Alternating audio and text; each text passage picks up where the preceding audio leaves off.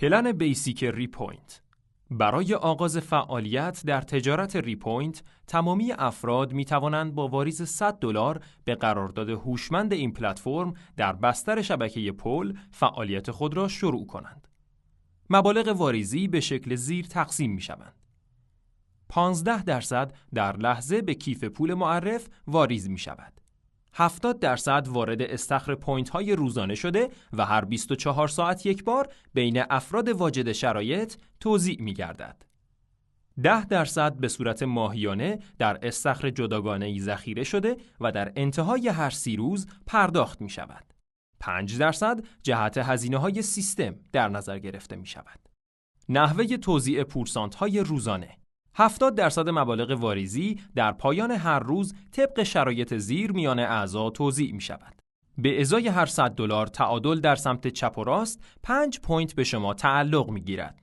در پایان هر روز کل مبالغ جمع شده در استخر 70% بین تمامی دارندگان پوینت تقسیم می شود. ارزش هر پوینت مشخص شده و به نسبت تعداد پوینت های هر فرد مبلغ مربوطه به وی پرداخت می شود. مثال: اگر در یک روز 2 فرد جدید به سیستم معرفی کنید، 1 نفر در سمت چپ و 1 نفر در سمت راست، علاوه بر دریافت $30 حق معرفی مستقیم، 5 پوینت نیز دریافت خواهید کرد. سقف درآمد روزانه. در صورتی که تعداد پوینت های شما در یک روز از 50 عدد عبور کند، تعادل $1000 در سمت چپ و $1000 در سمت راست، به سقف درآمد روزانه می رسید. در این حالت پوینت بیشتری به شما تعلق نمی گیرد و مازاد پوینت ها در استخر باقی مانده و ارزش کل پوینت ها را افزایش می دهد. نحوه توزیع پورسانت های ماهانه. 10% از تمامی مبالغ واریزی به استخر ماهیانه هیرو واریز می شود و در پایان هر ماه طبق شرایط زیر به اعضا پرداخت خواهد شد.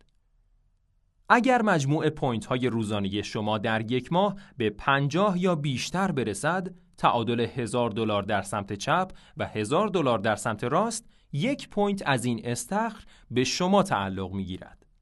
در صورتی که روزانه به سقف درآمد استخر 70% برسید، می توانید روزانه 1 پوینت از این استخر دریافت کنید.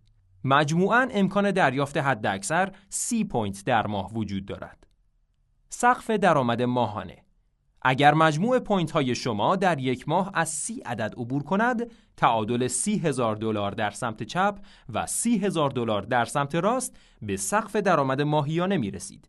در این حالت پوینت بیشتری از استخر هیرو به شما تعلق نمی گیرد و مازاد پوینت ها در استخر باقی مانده و ارزش کل پوینت های ماهانه را افزایش می دهد.